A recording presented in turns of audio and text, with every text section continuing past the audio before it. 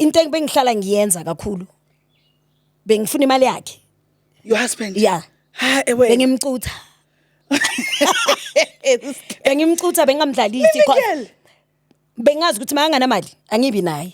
Kusho ukuthi ngimsebenzisa, let me say it, I was using him For ngemali sex. nesex. The sex was good. Okay. Yeah, so I couldn't let him go. Uyangi-understand ukuthi ngithini? Okay. Nothando noma ngabe sengizwe ukuthi liyaphela. Yeah. Bengakhoni because of uyangihlanyisa. The good. sex was very, very good. Hello everyone. My name is Noluthando Dloboyi. Welcome to the Conversations with Anne podcast. The podcast that opens the door to healing, growth, evolving, and just to breathe and share fruitful stories. We are fully sponsored by the Sen Studios, and the details will be on the screen. I'm so excited to be here, and I'm excited with my guest. I have a very vibrant lady, a very fun lady, but I don't want to spoil it. I want her to tell you who she is. Mimi Girl. Hi sisi kunjani? Hello, my darling. Ngiyaphila. My name ngizoqala ngegama lami ne. Okay. Igama lami nguPulano akaMabaso. Bangibiza ngoMimi. Ngaziwa ngoMimi kakhulu. Okay. Then I'm from Soweto, eMidlands, born and bred as on 10 Midlands. All right. Okwamanje I'm staying at Ekhilani, Orlando West. Umimi umntana seSoweto okhulela khona. Ngidancer ngumajayivani kakhulu. I can tell Yeah. by the way you walk, Yeah. you are vibrant, you are it. Yeah. By the way you handle yourself, I can tell you Yeah. which there's energy. Yeah. Yeah, ngi-choreographer. Okay. Yeah, ngaziwa ngedance kakhulu. All right. Kakhulu. So ngumuntu nje ohlala matasa, busy kakhulu. Yeah. All right. So Yeah. does Mimi have a family? Is Mimi in a relationship? Yes. Yes. Actually, I'm the second child of Ulindiwe, but my mom is no more. Okay. And then I have 3 siblings. I'm the second child. Njoba besengishilo.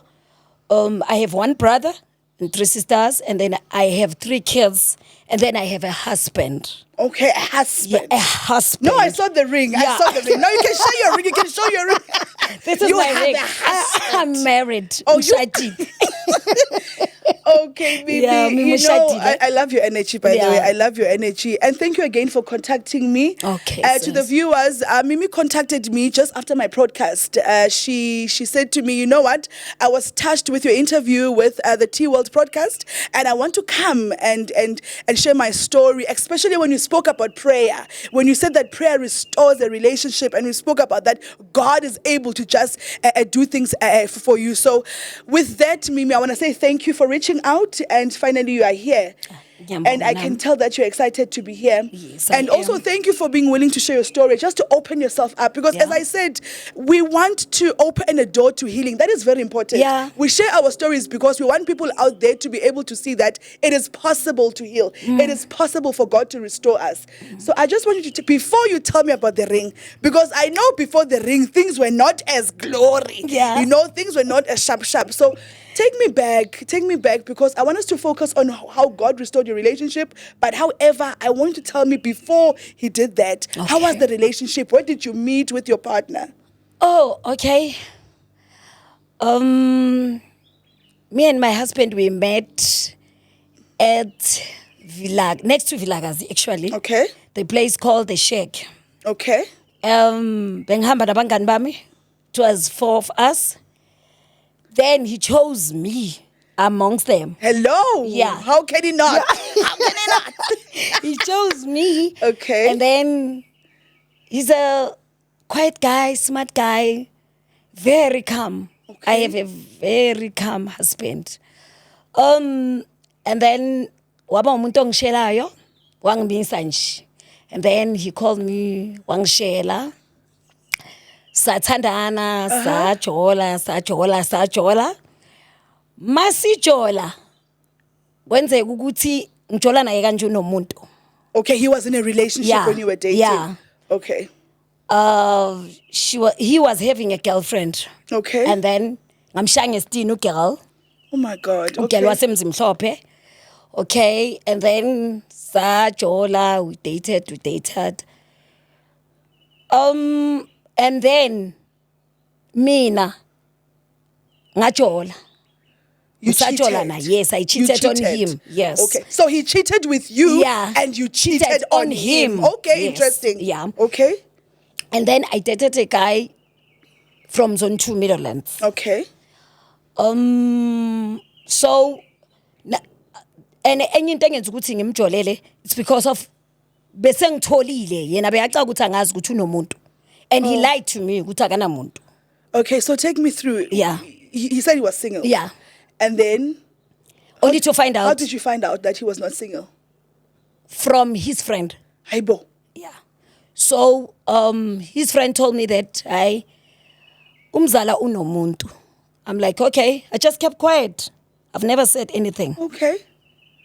And then ngapay revenge. Kahle kahle lebe ngiyenza revenge. Yeah. Cause mina ungithole nganamuntu vele. Bengineyinkinga zami nje eziningi. Yeah, you wanted to show him that I can actually I can do it. Yeah. Yes, yeah. Okay, sathandana. And then bengiqashile. Okay. I was renting somewhere at Mzimhlophe. So kusho ukuthi when he came to my place to pay me a visit, wathola uniform kaGuy semsebenzini. So lo mfana bengithanda naye wasezone 2 bekesebenza. Wathola ukuthi uniform yakhe yabona semsebenzini. Waba umuntu ongiquestionayo ngaphika. No, anginamuntu. Naye ngathi mangimbuza, when I asked him ukuthi, do you have a woman in your life besides me? Anyway, seeing you, just tell the truth. He said, no, I have no one. You are the only one. Okay. So ngamthatha ngokuthi ngiyamuse mina umuntu wami, yabona? Okay. Bengumuntu engimsebenzisayo cause Hey. ngibone angidlala Okay. ngamanye amagama, the way ngimbona ngakhona umuntu ongidlalayo. Okay. Alright, sathandana. Ngapha ngibhizi nosezone 2 ngapha ngibhizi naye. And then saqhubeka ke kanjalo ngamthola. Ngathola ngambuza wagcina evuma ukuthi yes une girlfriend. Hayi lapho ke azange sadlala naye ke. And then I started dating lo sezone 2 ngakhohlwa uye lo umuntu wami. Oh waqhubeka naye waba nabantu bakhe nami ngaba nabami. So what into engibengihlala ngiyenza kakhulu. Bengifuna imali yakhe. Your husband? Yeah. Wait. Bengimcutha. Bengimcutha bengamdlalisi Girl. bengazi ukuthi mangana mali angibi naye. So, okay, now when it's, okay, I want to understand. Yeah. Were you in love with him? Were you doing this out of revenge? Or were you just not in there? Like you were not in it. Now you were just doing it for money. What was going on? Kusho ukuthi kahle. Bengim-enjoy. You enjoyed what? Yeah, the sex? Oh my God. Yes, bengim-enjoy. You And manje bengiba nesikhathi. Kusho ukuthi bengimsebenza, let me say it, I was using him. For sex. Ngemali nesex.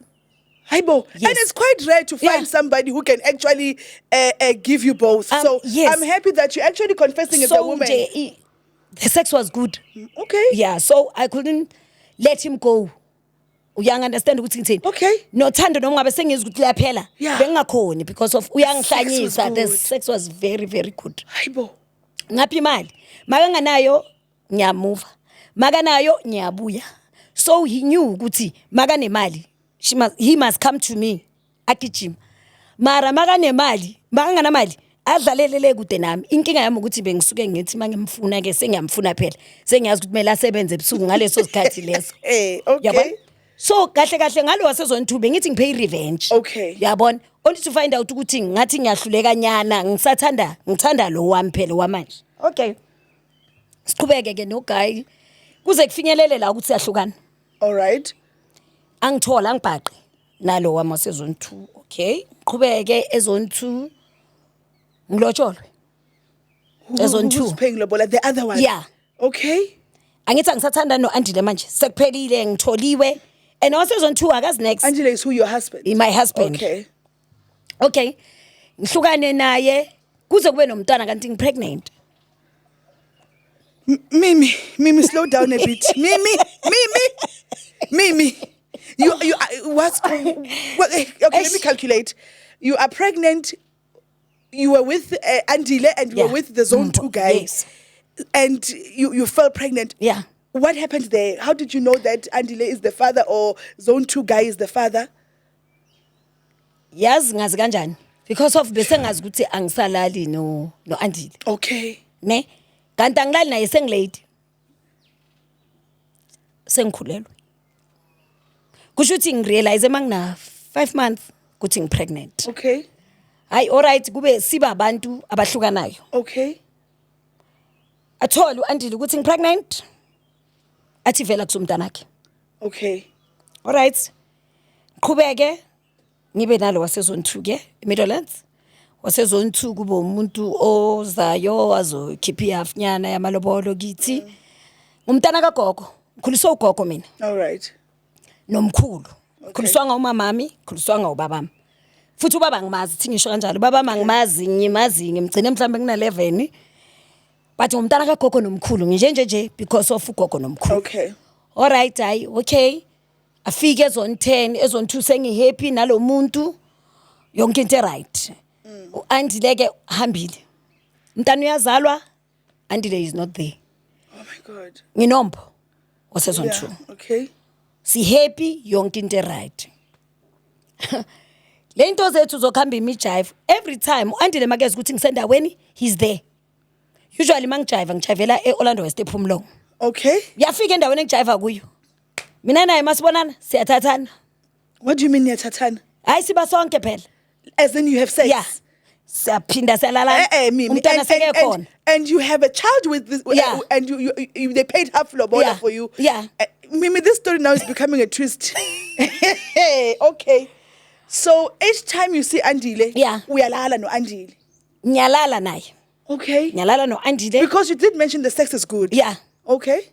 Okay. Ngiyamthanda uAndile. Ngiyamthanda ngaleso sikhathi angikhoni ukumyeka but ukuthi nje ngengeza ubhlungu ngokuthi waqamba manga. Uyayazi le nto leyo ukuthi uthi upay revenge and then uend up kuwe ozubhlungu usitshe ukuthi uzisa omunye umuntu ubhlungu. Hayi okay sikhulume yomntwana all right ayenzeki. Qhubeke mina no zone 2 ngihlale ezone 2. Sesiyabonana ke noAndile. Andile ngihlangane naye one Back day. in a relationship. Back in a Okay. relationship. But uyazi ukuthi sengithathiwe. Okay. All right. Mina noAndile ke sihlangane ngelinye ilanga. Ngimthola I find him esportini kunenye indawo nje okublonywa kuyo nje. I'm wearing a white dress like ngi lady. Yes. Yeah, uyalazi lady and a half. Ngifake ne ring. get you. Not this one. Okay. Yeah.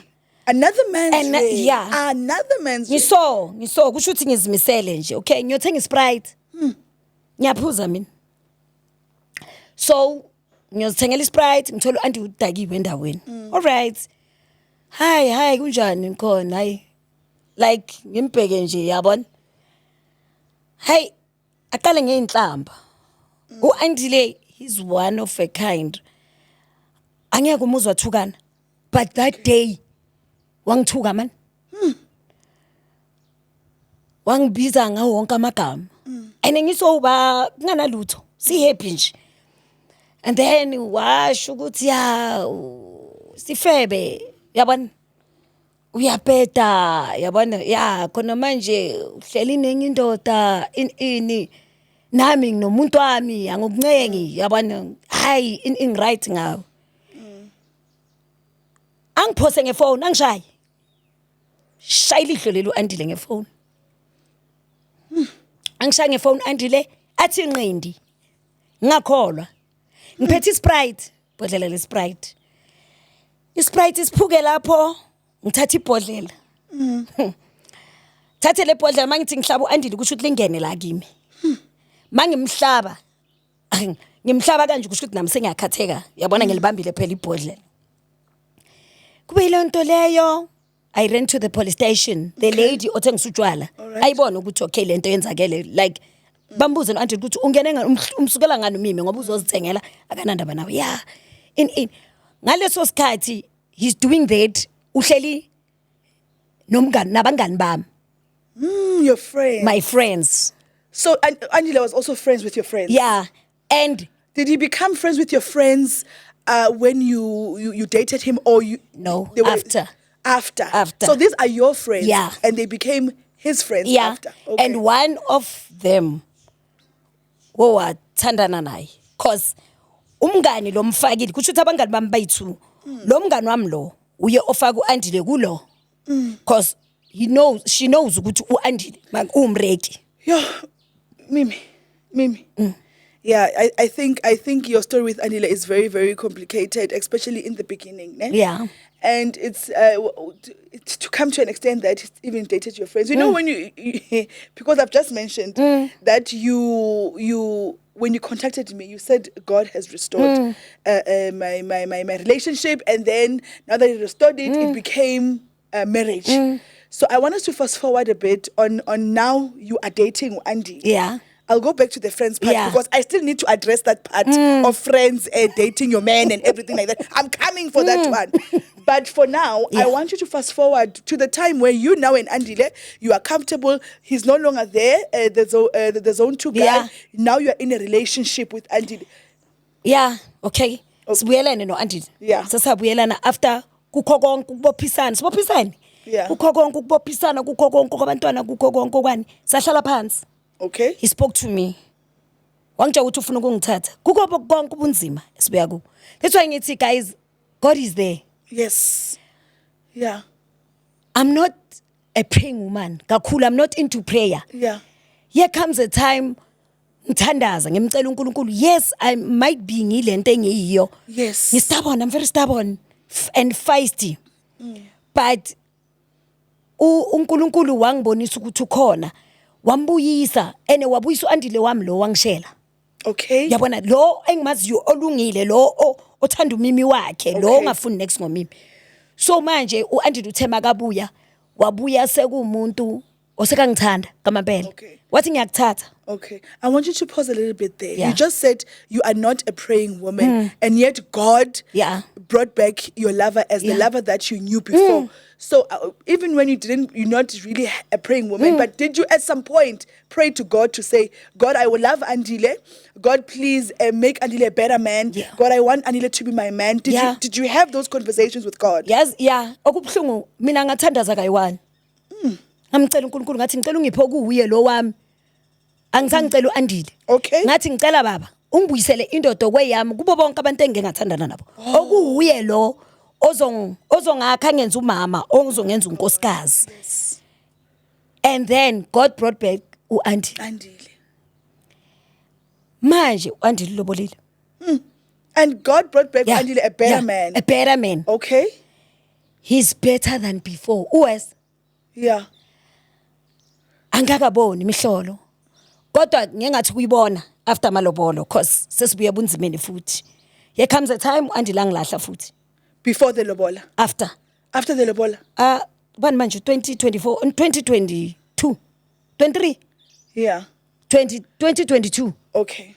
No, 2023. 2023. February. Okay.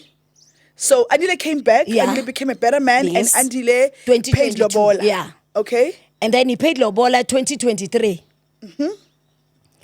Okay, it happened ukuthi angazi ukuthi bese ka bone banadako ubani kangaka amthanda kangaka uAndile wangilobola yonke into yaba right. Andile uhlala eNaturena kwakhe ngiqashile zone 1. I'm a tenant. So I don't know ukuthi bese kahlanyiswa bani uAndile kwafinyelela ukuthi siyalwa. Apparently Andile mangirenta mina ungithole nginento zami. Okay. Nginento zami, mibhede yami yonke into. Andile wangiqalela phansi, wangithengela izinto ezintsha. Wathi lahla lezi zinto ezindala. Uyazi umuntu maka thanda like ufuna ukubona a new me. Provider. Yeah, provider. Yeah, to show that now I'm your husband. Yeah, ngapha abantwana bathola yonke into. Angibe ngaye store mina ngenyawo. Zange bele taxi mina. Angilanda kuye Pick n Pay kusuka kungena la ri yonke into nje ilula. Angazi ukuthi kwenzakalani ngami no Andile. Or angazi ukuthi bese ngimthanda kakhulu or bese ngimncenga kakhulu kodwa the way ngibona ngakhona I think bengimncenga because bese kangibona ukuthi sengiqondile nami angisena siphithiphithi esiningi. Now he's in charge. Yeah, he's in charge and he was aware. Yeah. Ukuthi he's in charge because kancane mangifuna ngila kancane mangifuna ngila akusena siphithiphithi nabangani bafukile uyabona sokushintshile. Wafika uAndile saqabana ngento encane. He decided to take everything. Everything. As in everything. Mamela ngiqashile emqashweni konke. Ukuyabona umuntu azathatha umbhede wena. Wawuthatha umbhede andile. And you are not living alone, Mim. You are living with your kids. Yeah. Okay, tell me, are you now do you have kids with Andile now? Because remember you told us about the Yeah, a daughter. A daughter. Yeah. By then the daughter was there. Yeah. So he's taking everything. And the daughter is there. Konke. Ntombazana. Salala phansi. Hayi wena. Bantwana besikolweni kusasa uthatha kolwesibili. Wednesday ingane ziyavuka zesikolweni. Yazi sisi the pain. Yazi ngihlala ngibuza ubhlungu ne but what he did. Akusinanoma ubani ongaxola. Kwangifikela kwe revenge. Eya manje bengizoyenza ibe nzima kakhulu. But guess what? Till today ngino Andile. Nginaye namanje. So angizange wathatha konke kusho ukuthi konke angithengene kona athatha i-headboard ngalala phansi waqeda iviki singabonani. Okay sabuyelana futhi wabuya wazoxolisa ngamxolela. Hey, where's the furniture momxolele? Where's the, because you must uthathile kubo unika abazali unika umamakhe. So he's saying sorry and there's no truck outside with back with the furniture. Lutho ngibuya ekhaya kithi la ngizalwa khona kuyolanda umbhede. Uyabona umbhede lo wamakospen lo wasesibhedlela lo wabonesi bakudala uyakhumbula lo lemibhede umbhede engikhulela kuwo. Ngilele kulo mbhede mina emqashweni. Imagine abantu bambukele ngevan athatha ifan. Ngahamba ngaye zone 10 ngithi ngayolanda umbhede kagogwami ugogwama asikhulise ngawo man. Ngisasomntwana lo wamakospen ugcine nini ikospen Hebantu with single bed ukuthi abantwana bami bancenga impilo athatha amabhodo angithengele wona. Kodwa ke saphinde sakhuluma sabuyelana. Esabuyelana. All right. Impilo ayizange ibe ngcono. Ngicabanga ukuthi uAndile bekagabisa imali ngaleso sikhathi because impilo kaAndile ibe ngcono kakhulu. Bengcono kakhulu. Umuntu ophila kahle imali yangena yonke into iyashelela enemina angisebenzi. Okay, now I hear you. So angisebenzi ngaphelelwa umsebenzi. Emsebenzini la ngisebenza khona ngisebenza kahle ngangiyi-supervisor azi ukuthi ngiyasebenza ngaba nendle zola.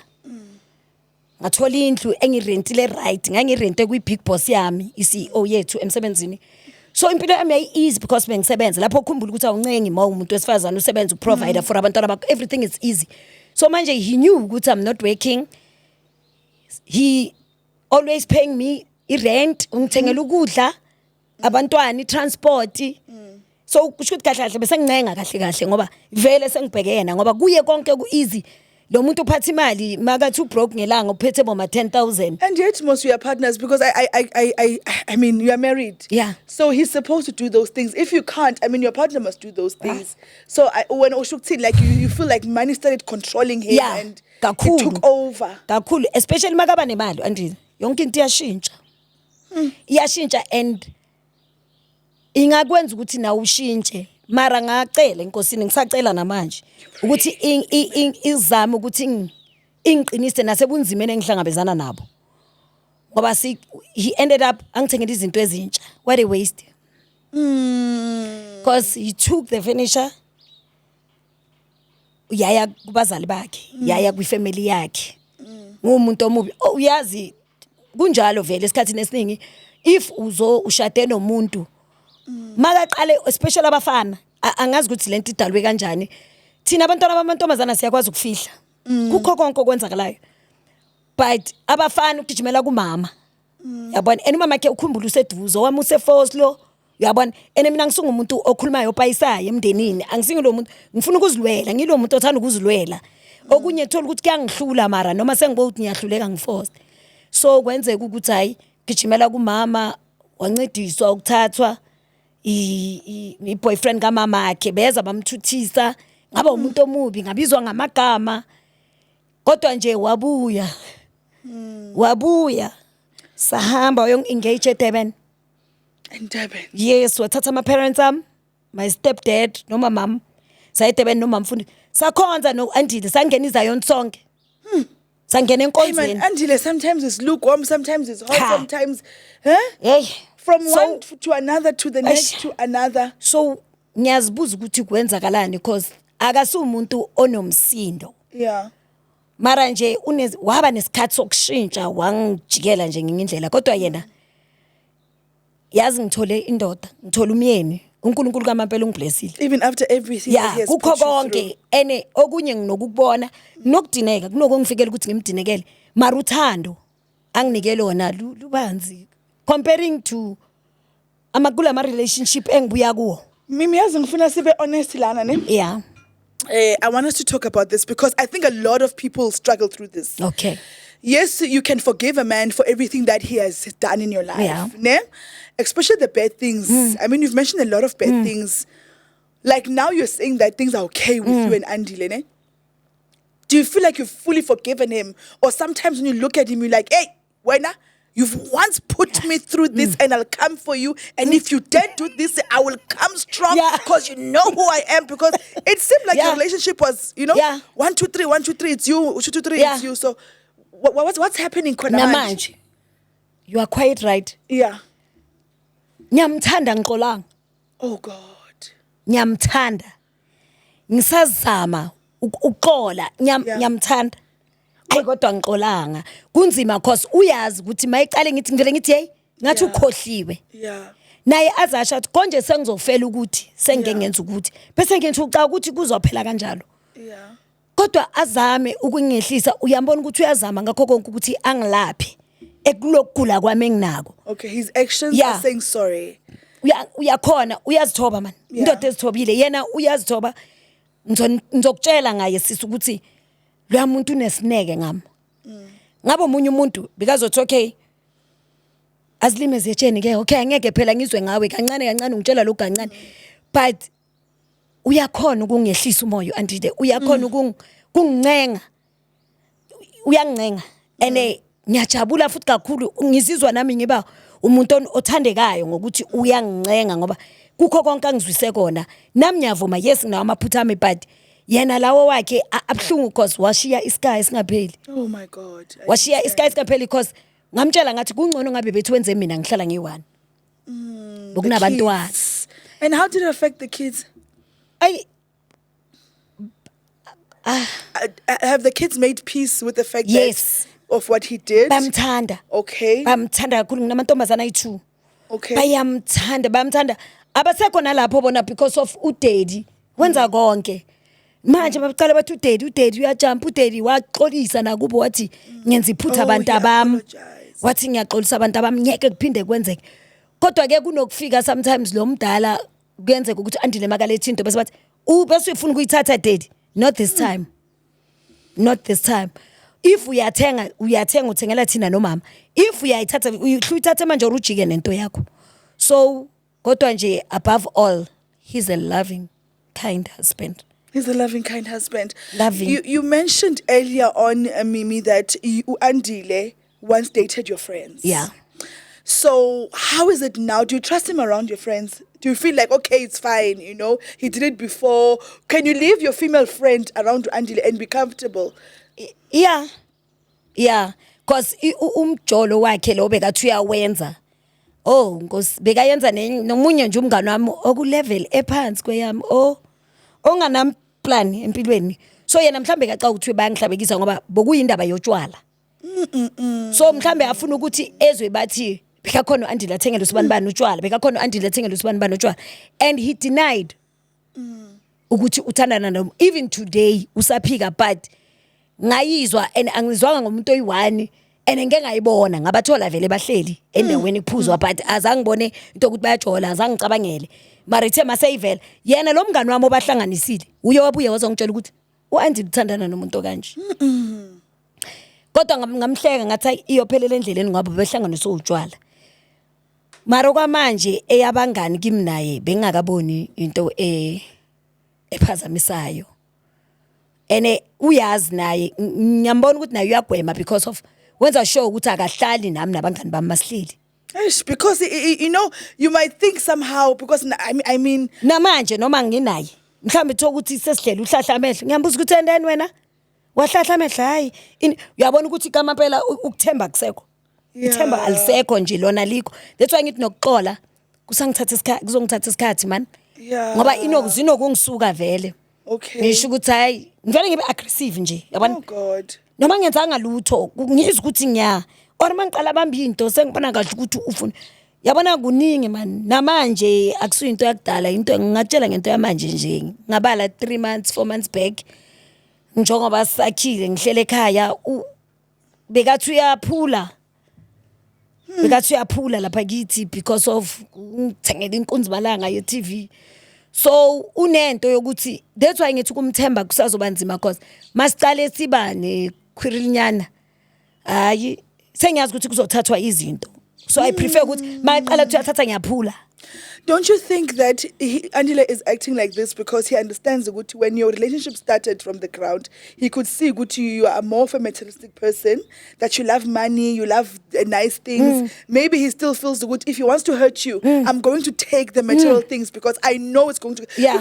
Because we don't forget that foundation is everything. Even when we can go through a relationship and we reach a stage where we get married, but we're always taken back to how it started.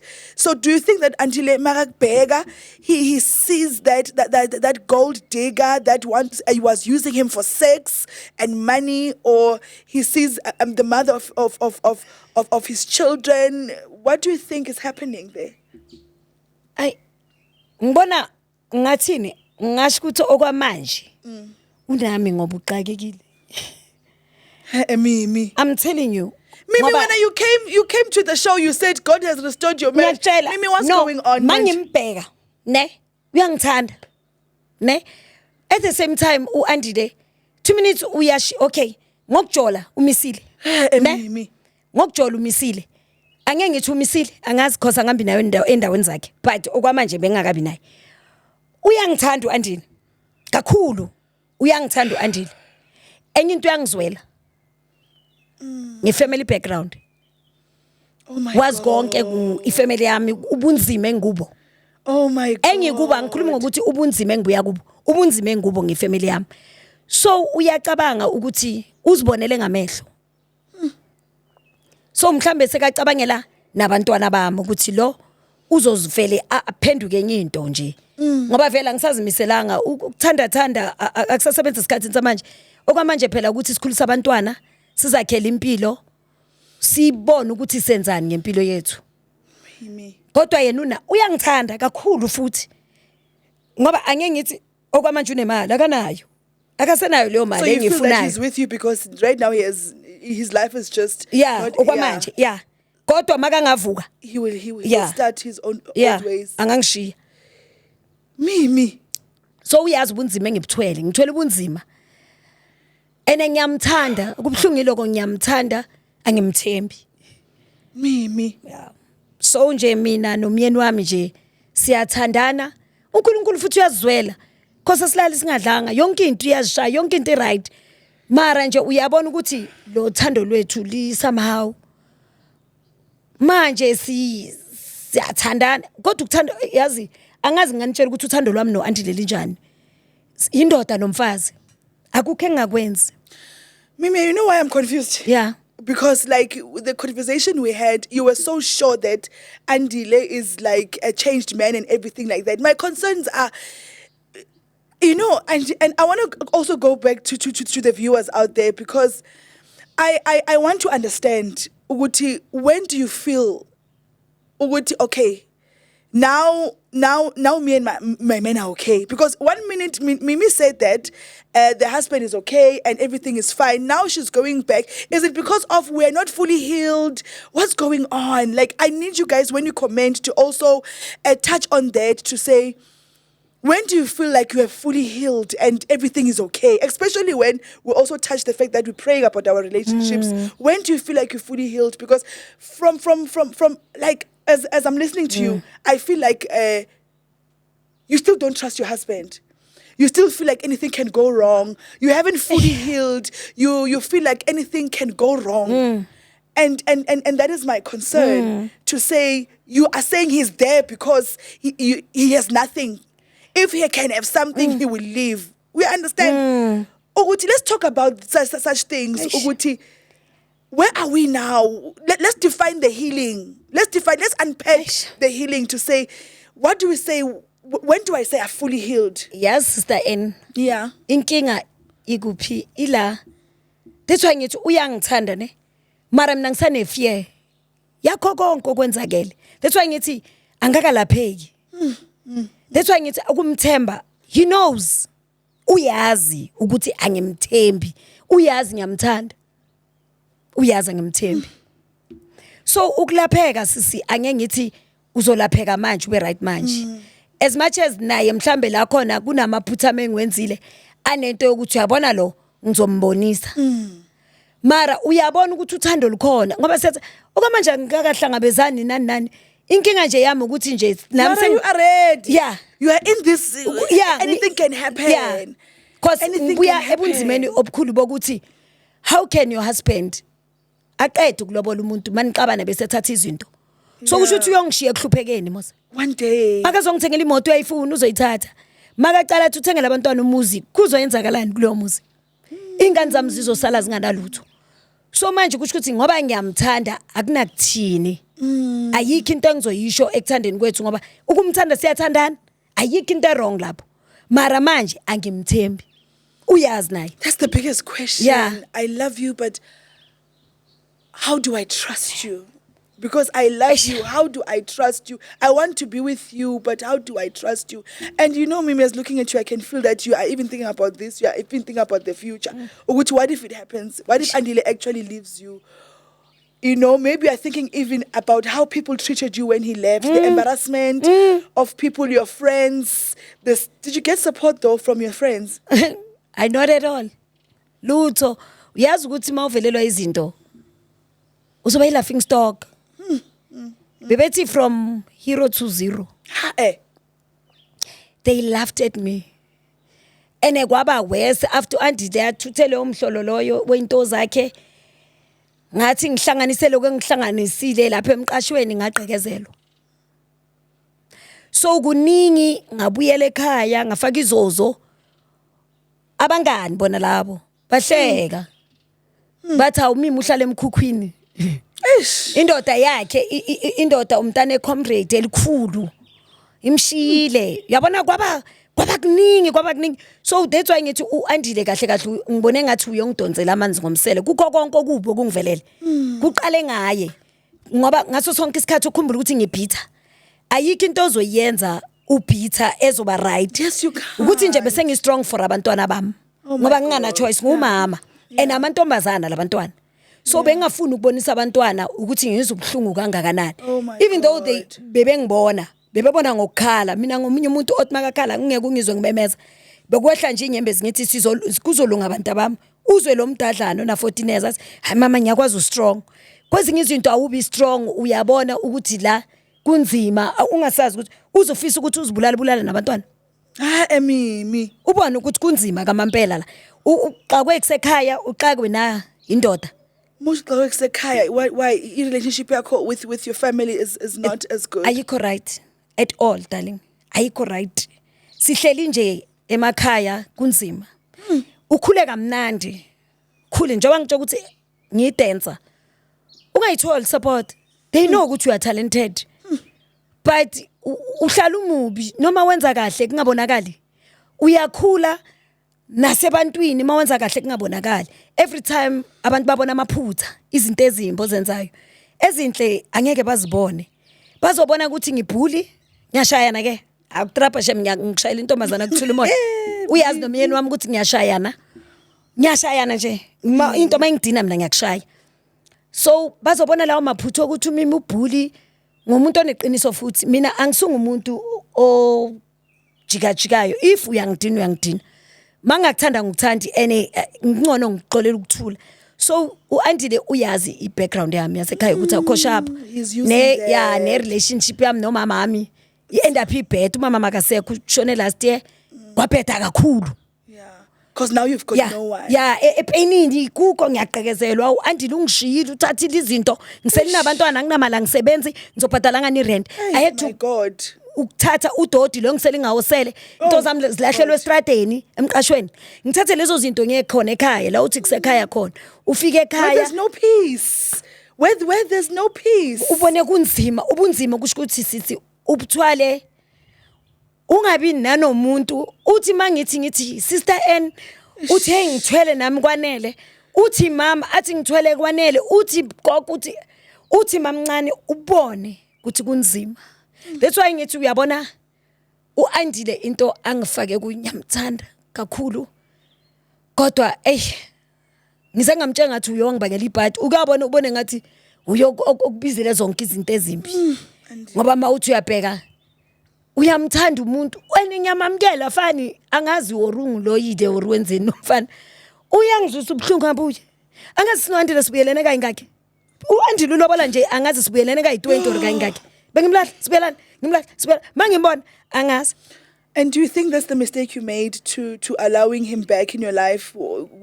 He now feels that he can do whatever he wants with you because you always take him back. Because and you've got no support. So I can do anything. Yeah. And then you support again. Ebunzimeni bami ukhona. Ngivelelwa ile inkinga ngomama ngani ukhona. Yo. Masikhathile la sokungathi kuba mnandi khona ajike. You know, I you know, to the families who are listening, you know, because Mina, the whole purpose of having this broadcast is to open a door for healing, as I said. So wherever you are listening to us, look at your family and be kind to one another, because not even men, you know, in relationships, people use our background. They use our background to do everything that they do to us. So just let us try to be kind and fix it and truly support each other as families, because our partners see that we've got nowhere to go, so they use that against us. You know, the world is already unkind. So we need support from family. We need the support. And I hope you're listening and you're watching this and you are like, let me fix it with my family. Let me be genuine. Let me be kind. Let me be loving. Because hearing from your side, some of the things he was doing them because you have nowhere to go. And ngapha abazali bethu ayithanda imali. uAndile bekangasuka ekumama mfonele. Angibhayise eqala. Njobe ngishilo eqaleni ukuthi I'm one person mina mangizwa into mhlambe ngiyathandana nawe. Angeke ngiyobhayisa, angisungu umuntu okhulumayo, ngifuna siyilungise. Because ngiyazi ukuthi kuzodaleka inzondo. Yena ngithi uyakwazi ukusuka yekuba athi nangokumakotweni ungixakile. Sishilo leyo sathi uyisikhohlakali in.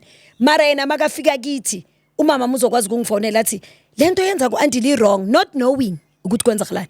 And then la sengihlukene naye khona umuntu. Sokhathi bangizwa, "Hawu usile bese ngithi bongamelanga nimamele." Bokumele makube njengabantu abalungisayo. Nithatha abantu abayithuni babeke la. Maybe it's because he was offering them something. That is why they bekakwazi kwenza izinto phela. Yeah. Bekakwazi kwenza izinto. So even when he was hurting you, as long as they are being fed, they were okay with it. uAndile wathatha family yami ayise Durban, my stepdad and my mom. Makayong engage at Durban. So bebengamkhohlwa kuyilo mfana lo oquiet olungile oyenza izinto right kungasiyimi kuphela mina ngithi nginomsindo. Yabona ngikho konke nje ngiyaduba ngikho konke bathi nje lo uye alright, not knowing ukuthi ungenzani. Yabona noma ngabe ngiyafika mase ngisho ukuthi hayi phela uAndile ungenza okay. Okay, alright. Stukutu nangu uAndile uzobuya hayi amkeleke futhi. So njengoba usho ukuthi kulula ukuthi futhi kakhulukazi mina into engizoyisho abantu bakubo umfazi abakwatakwatela indoda kalula. Mara kabondoda uyabuthwala ubunzima. Yo, forever. Bazokubiza ngamagama. Yeah. Mina ifamily kaAndile ayingithandi. I won't lie. In a relationship no mama kaAndile nama sisters kaAndile labo ke abantu abangangihluphi ke. Yabona abangihluphi. Mhlawumbe if bakhulumela le but angaze ngizwe kuthiwa or bangibize bakhulume. Yes, they know izinto mhlambe ngizenzile ebezibuya kubantu kumntanabo. Mara mina abakaze bangibonelele ukuthi ngiyayenza mhlambe babone. So kuningi okwaAndile because ngiyazi ifamily yakhe ngifuna anyway futhi ngisebenzisa ngoba angisingena umuntu odlalela ekhweni lami mina. Kodwa yena ifamily yami imazi in and out yonke. And bamthanda. Nanoma sengiza ngisaxoxe mos izinto angenza zona. Because ngiyazi ukuthi mangibaxoxela but awuzobuya they know ukuthi bayazi ukuthi ngizomamukela. Kufanele abuye. Because you have no one.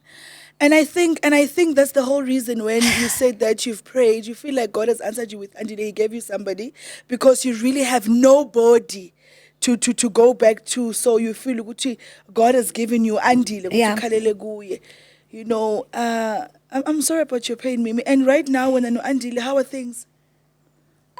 Okwamanje kusase-right. Because Andile is your husband. Yes, we're talking about Andile as if he's a boyfriend. Andile is your husband. Indoda yami, umyeni Your wami. husband. Weyinkomo eziphelele. Eziphelele. And maybe women don't talk about these things. Like they Esiphelele. don't. They act like everything is fine in there. Yes, you're so brave to even say these things. And I'm grateful for you because see, you are being transparent in the world with your pain. To say this is what I'm going through. May God even bless you for that. Thank because you. it's not easy. It's not easy, Sissy, to go to the world and say, this is what's happening with me and my husband. I mean, I've seen the pictures. I've seen you guys. You look happy. You look, and you're still going home to the same husband. But you're like, you know what? This is what I'm going through. Imagine how the world can be if we can all be this transparent and talk about our issues. Ngaphola. Yes. Yeah, it can be healed. Cause hey, kunzima. Uhlale nomuntu uyamthanda mara umxoleli. Uhlale nomuntu mara uyamthanda. Uyangizwa ukuthi ngithini ngiyamthanda. Mara ngimxoleli. Kunzima. Angifuni nje ukutshela manga. Kuningi okokuthi mangimbheka. Ngimbuza njalo ngithi, "Wawungenwe yini?" Yazi asinandaba ukuthi abantu bazothini kodwa sometimes kumele silisabe ihlazo kunehlazo kunebantu bazothini anginandaba nebantu bazothini abantu bahlala bekhuluma whether you do good bayakhuluma whether you do bad bayakhuluma but ihlazo enye into ukuthi uzitshela ukuthi wena uyazijabulisa wena yena mhlambe bekethi uzichaza yena ufuna ukubonisa abantu ukuthi ungenzela konke kanti uletha ihlazo namanje kuthe noma abuye empilweni yami bathi uvuma wena uAndile akushada uhlala noAndile serious menze lento akwenze yona so akukho easy ukuthi uvele wenze inyala phela lento ayenzile yokuthi mawucale wenza ukuthi uyathatha yazi enye into engizoyicebisa mhlambe abantu besilisa lapha ngaphandle ukuthi ngiyacela ukuthi if umfazi wakho unkosikazi wakho igirlfriend yakho whomever onaye makubu uyamthanda kamampela makubu uyamthanda mawumthengela izinto these are material things into ezisala la emhlabeni thatha lezo zinto lezo umthengele ngothando mawusuka uhambe usala umshiya nento azokukhumbula ngayo as soon as uthatha lento uyisusa kuye usala wena uzixakekisa ngoba sowuthatha ama memories ale ntombazana uhamba nawo wena lo wakho so uthenga into ngoba umthanda umuntu ungamthengeli ngoba uyazi ukuthi okay mawusuka la wena uzothatha isofa lezo zinto ziyasibulala thina abantu besifazane because of ungithengela kanje ngoba ngiyidinga ngaleso sikhathi and especially mina ke ngomuntu othanda izinto ezinhle ngithanda izinto ezinhle kakhulu nala ngihlala khona kuhle so uyazi ukuthi umimi ngiyamazi ukuthi makaphethere uyabona umuntu enwayithanda and uthatha lezi zinto engizithandayo uthatha lezi zinto engizithandayo uvela shiyanya imbobo engayazi ukuthi ngiyoyithatha phi ngaso sikhathi ngiyohlanganisa nini kanti ngabe ungeke ngalezi zinto ezindala waphuma empilweni yami wangangishada ene manje kubhlungu kakhulu bayashada mabaqeda ufuna ukukushiya unganalutho bekasashadelana makabona ukuthi mhlambe sengiyamsinda lejonga leyamsinda akaphuma hamba sibone ke ukuthi nabantwana sizosala senze njani than ukuthi ufuna ukungishiya ngi-empty athathe yonke into enze yonke le nto leyo but ke yena ke kodwa kubhlungu ngisasenayo ngoba ngiyamthanda ngiyamthanda kakhulu futhi angiboni ukuthi ngizazi umyeko kwamanje Andile wherever you are Andile ndoda kaMimi you know what Andile ne please Andile oh I feel like I can be on the roof Andile please do right by her you know that's my wish for you after all the patience ne after all the love I wish that God can actually because you are saying it's better now but the scars are still there that's what I'm hearing because he hasn't done much to hurt you lately but nje you are scared you know may God remove that fear you know because we pray for healing for I pray for healing for you that you heal and you probably see him for who he is whatever you know now nje mokhule ukuthi Jesus remove whatever on my as to see him for who he is if he's good let me see the good in him if he's still bad let me see the bad because now your fears are worrying me to say you're always waiting to say what if he leaves what if this doesn't work out what if he gets money because now you can't even pray for him to get to the wealth I don't angifuna ukuthi abe nayo right anganayo Yo, me. Ngoba ngiyazi ukuthi wabanayo. Yo, me. He once said, I think 2 weeks back, he once said, eish, ngizoyithola imali engilindile. Ngizoyithola imali engilindile. And kuzoshuba. Okay, umuntu makasho kanjalo kumyeni wakho, kungathini kuwe nje? Mase ngibuza nje sister and umyeni wakho kasho kanjalo ku akusuvalo. Uye ohlala angifaka evalweni ngamtshela ngathi wena uwe ongenza ngihlala ngisovalweni ngingakwazi noma ungowami or kwenzakalani. Into esembophezela ukuthi sishadile. Uboshwe iloko nje ukuthi lapha yana mara uyambona ukuthi akasenandaba naloko uyabona ukuthi okay ayikho vele into azoyenza ngeke athi uzohamba ayolandi amalobolo mara uyambona nje ukuthi lo wathi yangena nje nayi 700,000 angenzi imali enkulu uzoyenza lokho akwenzayo ngingazi uzokwenza He'll start acting up again. Enzela ukuthi mina ngizoba umuntu omubi mhlambe ngizobukeka kabi kuzoba uyimi umuntu ozokuthi hayi vele siyamazi umimi unjalo. Yo, Mimi, you sound like I don't know, I because And ngize ngamthembisa ngathi kuyi you dare do that. Uyabona ngibekezelele kanjani? Uze ngizokubonisa ukuthi ngobani. Yabona mase naye angazi noma usekazohlala nami nami sekazohlala nami ngoba engithanda noma lovalo ukuthi what lokuthi yini azoyenza ke lo and uyangazi ukuthi umuntu onjani uyangazi ukuthi mina angithi mangikhipha into ngithi ngifuna ukwenza kanje bese ngayenza I'm one person mina nje mangikhulumile ngixila lapho akunakuthi ngizoshintsha so uthe makasho kanjalo ngathi kuye akungcono ungishiye okwamanje ngingeze ukubona lutho ungakhohlwa kodwa la isiphuma khona ngivele ngamshiya ngalelo kuphela. So angazi noma umyeni wami uyangithanda kodwa uyangithanda naleyo faith leyo nje ukuthi you do feel uyasho na ukuthi uyakuthanda ukuthi because at some point I think we define love differently. So I don't know, because I think marriage should be peaceful. Marriage should bring you peace. Marriage should bring you joy. You must be able to grow in your marriage. You must be able to dream in your marriage. You must be able to communicate better in your marriage. I think it also starts with umjolo nje. Emjolweni, siyabona lapho ukuthi lento izosebenza or ngeke isebenze. Umjolo bomnandi. Angazi ukuthi kuwela kanjani because uthe kumnandi nalapho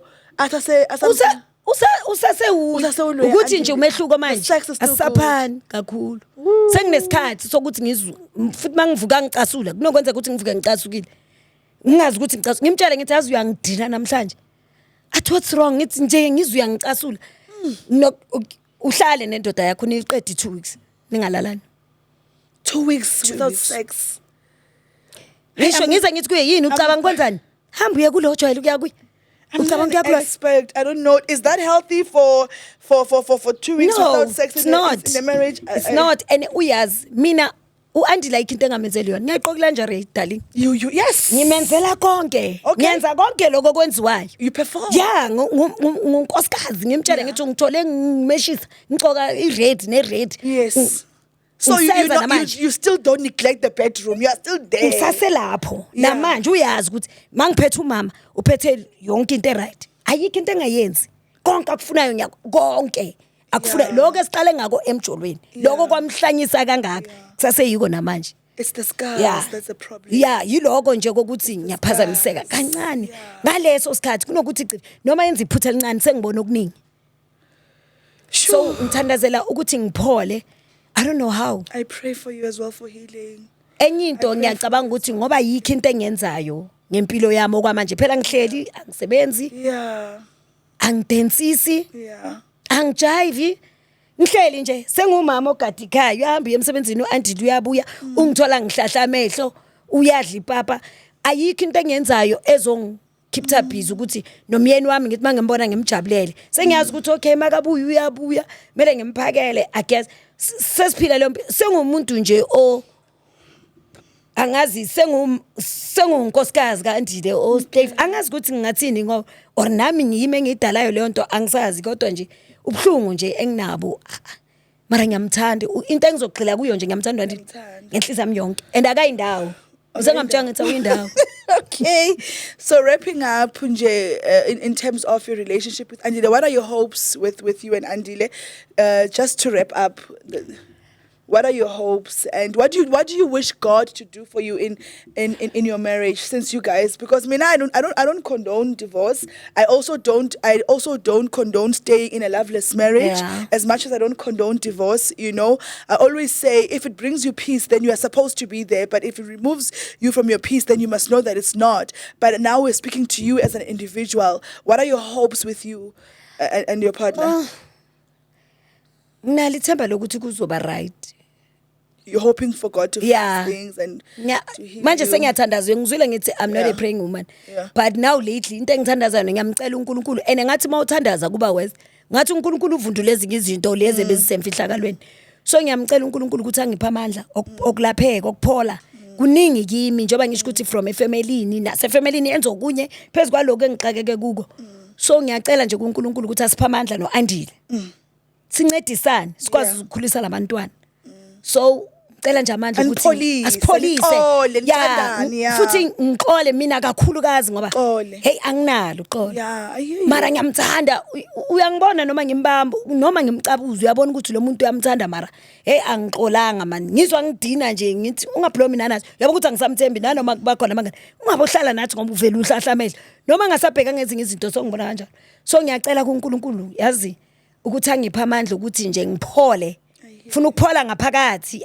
nomqondo wami kusuka umqondo ongcolile, so nje nginalo nje ithemba lokuthi ubaba uzongizwela ngoba naku uyangizwela ngoba asilwe endlini sigcine nje lokho athi uphula amafasteri enza izinto nje eziphume endleleni, but kodwa yena hayi okwamanje uyangincenga ngifuna ukuthi angincengele into ekhona angangincengi ngoba engizwela ukuncengana kwethu kumele kube ukuthandana kwamampela ngoba ngiyamthanda and ngiyazi ukuthi ngunkosikazi wakhe ngihlala ngimtshela ngithi ungahamba uthi uyozama mfana ukuthi uzobuya ugijima la mina lo umuzo wami so where can people find you on social media? Where's Mimi? Where can people communicate with you? Because other women will want to reach out, you know, to say, no, this is what happened to me as well. So where's Mimi right now? Mimi angikho ku Instagram, ku WhatsApp nje kuphela. Yeah. We're laying low for now. Yeah, ngisahleli nje kwamanje. Ngisafuna ukulungisa impilo yami. Yeah. Ngilungisa umshado wami. Ngiphole.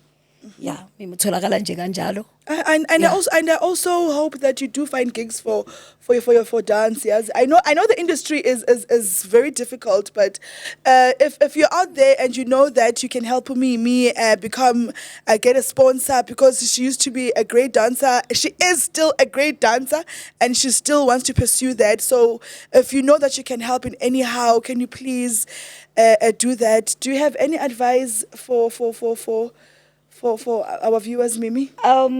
Into engayisho ne ngathanda ukuthi asameni ukukhuleka bomama. Yeah. Asithandazeni kakhulu ngamandla. Yeah. I think umthandazo wabo mama stronger than angithi owabo baba uzwakala. Kodwa ngoba umama uyothwala yonke into. Asameni ukukhuleka sizama ukubekezela. Sifunde nokubekezela noma kunzima.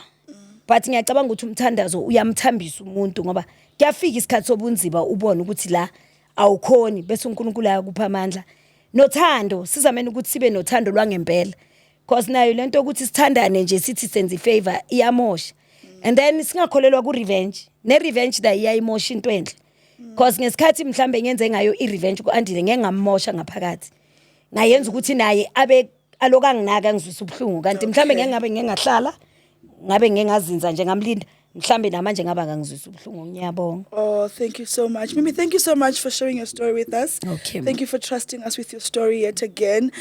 Nisizwele, to our viewers out there, thank you so much for also watching. And I think today we have realized the importance of healing. Today we have realized the importance of communication. Today we have realized that sometimes it's important to just, even though you pray, we must also pray for our healing. As much as you pray for your partner, also pray for your healing. I want us to talk more about this. So please do go to our comment section. Let's talk about this. I'm sure with your views, we can also find other solutions. So please do comment and don't just watch, because we want to make sure that you keep us here. Do press the subscribe button. We need you to subscribe. Yes, I did say my name is Noluthando Dloboi, and you can get me at on TikTok at JJ Teller at JJ Teller, and on Facebook it's Noluthando Dloboi. My name is Noluthando, and my prayer for you today is that you get the healing and you must stay blessed. These are Conversations with Anne. Thank you so much for watching. See you soon. Thank you so much, Mimi.